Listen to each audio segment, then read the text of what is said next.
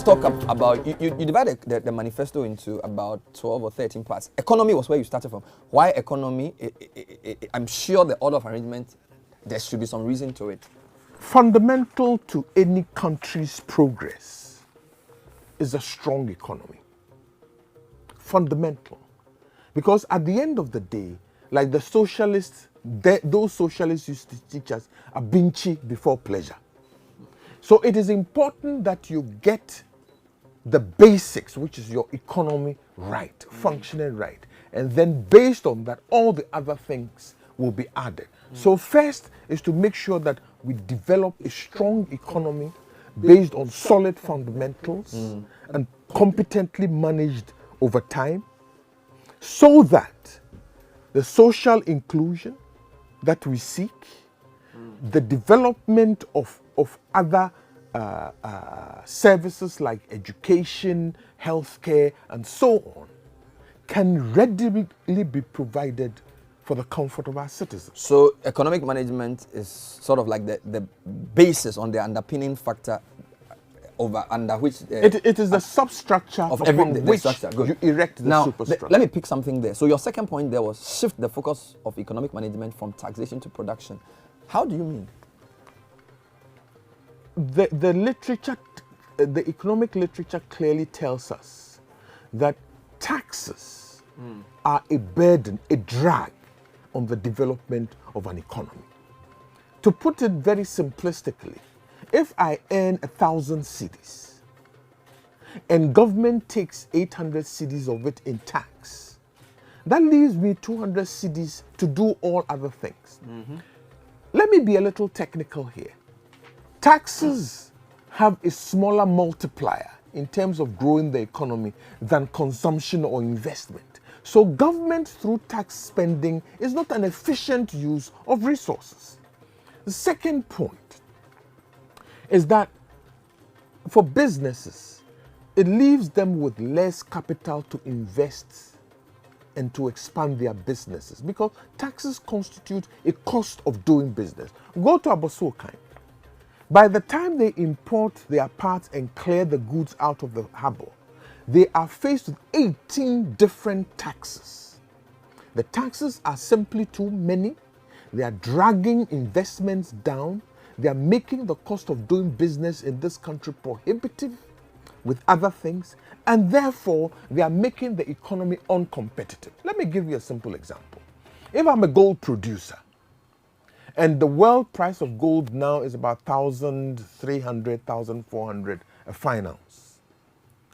It cost in Ghana $1,100 to produce that ounce of gold. So my profit is about $100, $150. But if I operate from La Côte d'Ivoire, where it cost me $498 to produce the same ounce of gold, guess what? I'm making profits in excess of $800. I can expand the business. I can hire more people. Unemployment. But you can also use the money to buy property in Dubai. You can also use the money to stash in banks. The real point I'm making is that we know that in a developing economy, the idea is that government uses taxes to reallocate resources. So the government, who has a bigger view of our infrastructural and developmental needs, will tax to take money from private hands and use it to build hospitals, build roads, and build schools. Our developmental need, our infrastructure housing is very, very high. So for a developing country, if you said that you want to cut taxes, you're suggesting then that the private sector and individuals are more efficient in providing the social services that government is supposed to provide. No, that's not what I'm saying at all. All I'm saying is that at the end of the day, what you want is maximum profitability. Now, keep in mind, you want development. What you want for a country is development. Well, you need to create wealth in order to develop. You cannot develop you cannot stand sentry over your poverty and hope to develop. You need to create wealth in order to, otherwise. But you need infrastructure for the wealth to be created. Otherwise, you become dependent on aid, as we have become. Let me give you a scenario. If our companies are more productive, right? Then their contribution in terms of corporate taxes at the same corporate rate is higher. If corporate rate is 20% and their base is bigger, you get more money. But if you stifle them, you see, 100% of zero is zero. But 10% of 1 million is better than 100% of zero. So you need to create space for private enterprise to make money and profit so that their corporate taxes, even at those rates. I understand that. I'm just saying that for a developing country, and generally for most countries at our stage of development, the government's role in building roads, building bridges, I mean, in the US, we know this. Just excuse me. So my point is that where we are now, it's a bit difficult to understand how reducing taxes is going to trigger the development, because government's role in meeting the deficit is so large, and you've admitted that. So where is government going to get the money if you say a production instead of taxation? Where are you going to get the money from? First of all, if your tax, you see, don't forget that economic theory teaches us that when taxes are high, productivity is declined, businesses decline. If you shrink business, as it is happening with Tema Ports now, right? Business is down by over 50%. So government revenue necessarily has gone down. Government is getting less revenue. But if you reduce the taxes, business booms and you get more money. That is not even the argument. The argument is the judicious use of whatever money you have. Let me give you a few examples. What is the sense in Ghana procuring a Mary at a total cost of $1.3 billion to generate 255 megawatts of power, when comparatively Abu Dhabi and Egypt are spending the same 1.3 billion and are generating 1,800 megawatts of power?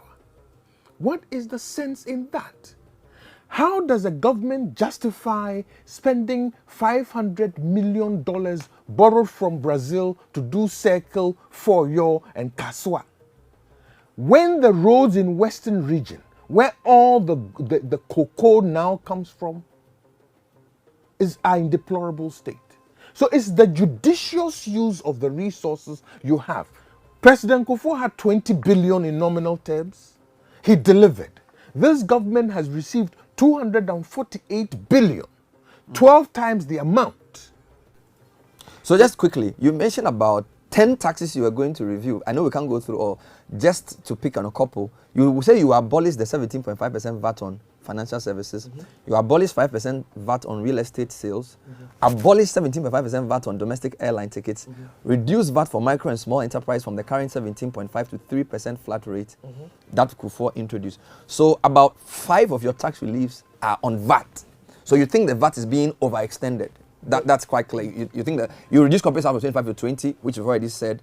You say you abolish the special import levy, and then you say you will reduce or review withholding taxes imposed on various sectors, including the mining sector, although you don't mention a percentage. And then you say you will remove import duties on raw materials. So about 5 of your tax policy measures are on the VAT and its application. You clearly think the VAT is overextended. Oh, I think that it is way overextended. For instance, if you look at VAT on local airlines, African World Airlines in 2015 paid a total of 3.9 million, and in 2016 paid 6.5 million. Starbow in 2015 paid 4.2 million, and in 2016 paid 4.1 million. In the national sense, these are piddlings, these are small amounts, right? But guess what? It has made them uncompetitive in terms of the West African airline operations. Now, why does a government have to kill business for 3.9 million? Look, I'll tell you, a lot of the airlines, they find it cheaper to go and refuel in La Côte d'Ivoire. If we took off these taxes, their businesses would expand. If we took the VAT off, airline tickets Accra Kumasi could drop to less than 100 cities. That would encourage more people to fly. Starbow and World Airlines would now do more business. And in so doing and in so saying, their tax base would expand and government would invariably get more revenue. Just a final point. So whilst you are doing the reductions in taxes, you say you brought in the tax base and then increase tax compliance. So your assumption is that few people are being overtaxed and a lot more people are not. Yes, the mere fact that you have such a high tax rate, right, discourages compliance. Okay. And so a lot of people now want to find a way not to pay those taxes. Broaden the tax base. If we had a national ID system, that would throw the net wide and rope in everybody. Okay. So we are insistent that part of the economic arrangement is to make sure that we have a proper national. Good. Now, in the power sector, again, I notice you criticize the approach they've used in essentially procuring power to meet the doomsaw.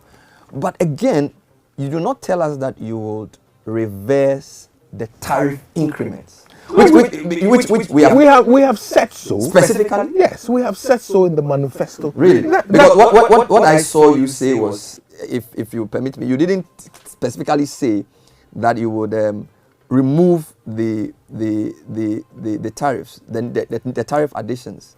Well, if you... So, okay, let's go. What NPP would do, end doomsaw in the short term through government liquidity injection, resurrection of restructuring of debts, and securing of firming commitment for the reliable supply of power. B, reduce taxes. Yes. Taxes, not the tariff. That's different. No, but you see, it is the... Reduce taxes on electricity tariffs. It is the taxes that have increased the tariffs to where they are now. If you take... Which of the taxes? It's the taxes, energy tax, for example, 10% of energy tax, VAT and all. On top of the tariffs. So when you say reduce taxes on electricity tariffs, which of the taxes? We want to know. Well, there are all the taxes on electricity consumption. All the taxes are going to be subject to review. Really? All the taxes. Look, you can't do things in isolation. There are about 3 or 4 taxes on electricity. That has pushed the tariff rates that high. Okay. What you need to do is to sit down, as we are doing, and look at all the tariffs that are on electricity and do your marginal analysis and see that, now if I take this tax off, this is what it means. If I take this tax off, this is what it means. Now you can do it in a system of differential equation using what if. Okay, fine. But what about, again, you give the value of the cedi to the dollar and the NPP and all of that.